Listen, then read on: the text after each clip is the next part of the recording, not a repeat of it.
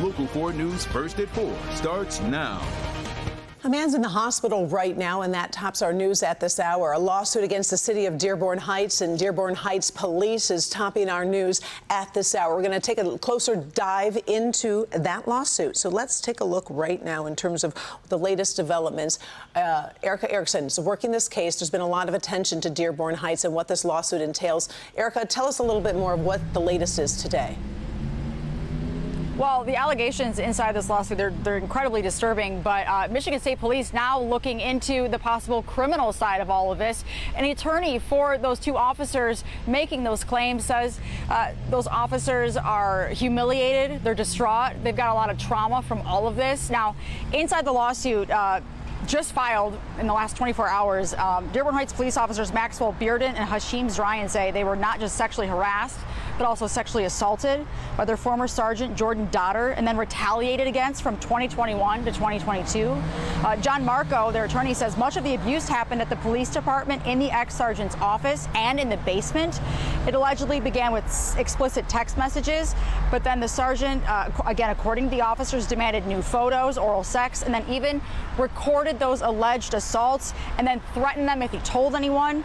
Now, sources within Dearborn Heights Police say back in 2023, the officers were not forthcoming with information. The department's chief has since taken over the department in 2025, says after learning of the allegations, Dotter hasn't worked for the department since 2023, but we're told he now works for the Ann Arbor Police Department. To allow this individual not only to infect Dearborn Heights Police Department, but to go and infect other departments in the state of Michigan, I think that's scary, and I think the citizens of the state should be worried about that. John Marco called the investigation into that sergeant a joke. He says there should have been MSP involved initially. Now, he also said he expects more officers to come forward by the end of the week. We'll have much more on why he believes that later on Local 4 News at 5. Meanwhile, we did reach out to the mayor of Dearborn Heights. We have not heard back yet. We also reached out to Ann Arbor Police. They simply say no comment at this time.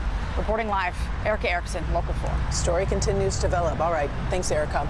Now, another big story. After 20 hours of deliberation, the jury in the Patrick Leoya murder trial still has yet to reach a verdict. Now, yesterday, members of the jury had deliberated for about 10 hours when they told the judge around 3 they couldn't reach a verdict. Christopher Schur is charged in the April 2022 shooting death of Patrick Leoya after a traffic stop in Grand Rapids. Now, the jury has 3 options: second-degree murder, manslaughter, or not guilty. We are on standby for a potential verdict today, so we will definitely keep you posted. We're going to bring any developments with the jury, including the trial verdict, live on Local 4 Plus. You can also find it on the homepage of clickondetroit.com.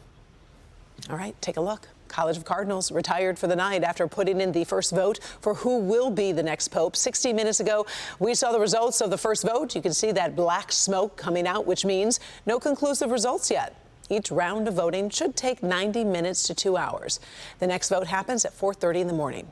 Snap a picture of the QR code on your screen right now. We are streaming this camera from Vatican City live on Local 4 Plus and on clickondetroit.com. Oh, get ready. After 20 years, the Real ID deadline is finally here. And if you don't have that gold star on your license, you are going to need to start bringing your passport to the airport. You are looking at live pictures of Detroit Metro Airport. Anybody trying to catch a flight without their Real ID or passport could face some travel delays or additional screening measures. So if you want your driver's license upgraded to be Real ID compliant, you need to visit your local Secretary of State's office, but make sure to bring your current ID and a passport or birth certificate. We've got all that information for you that you need to know on clickondetroit.com. Results are in from communities voting on school bonds and other measures. Lots of people paying attention to the Ferndale situation. Voters there passed the city's operating millage, a bond for the middle and high schools. Lamphere Schools saw its bond passed, while Southgate Schools did not.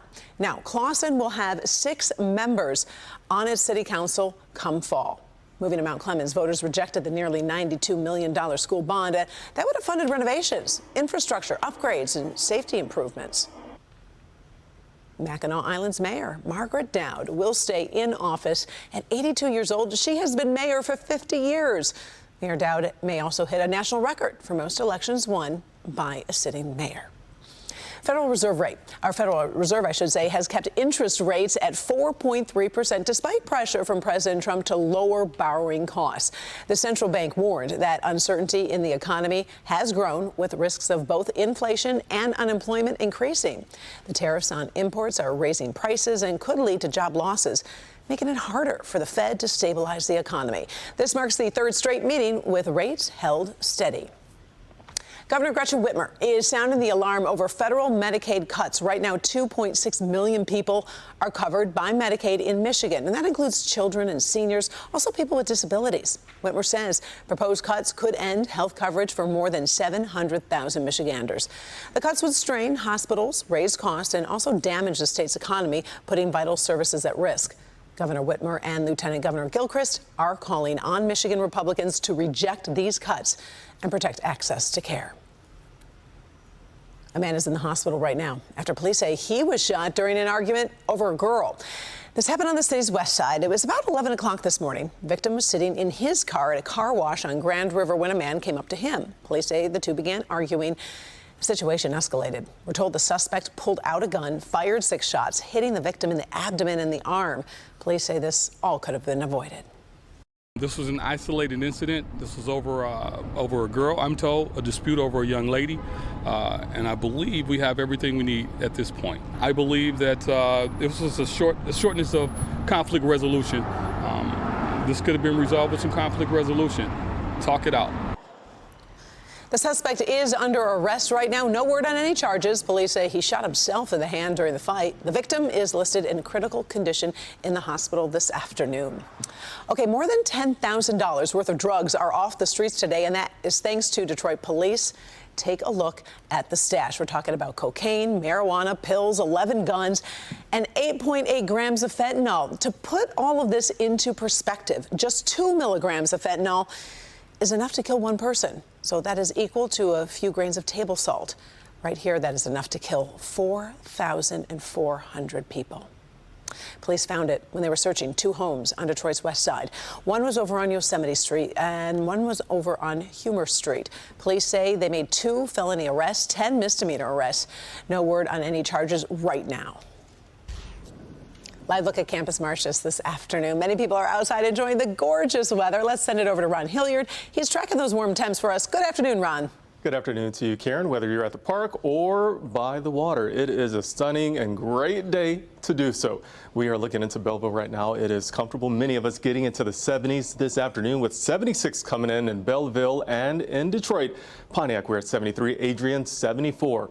Now, this warmth will not last too long because we do have a cool down tomorrow, but thankfully we're getting a break from the rain showers. There's a chance, though, of a sprinkle overnight. That's because that system which brought us the wet weather over the past few days, well, that is away from us, but there's still the chance of a shower still flinging in our direction. So here's what we're going to be talking about coming up. That isolated chance of a shower later on tonight. It is going to be cooler tomorrow, in fact, even below normal with the temperatures. And then we are returning to the 70s as we progress, getting into the end of the week and the weekend. So that full forecast is coming up, and I'll tell you a little bit about Mother's Day, Karen.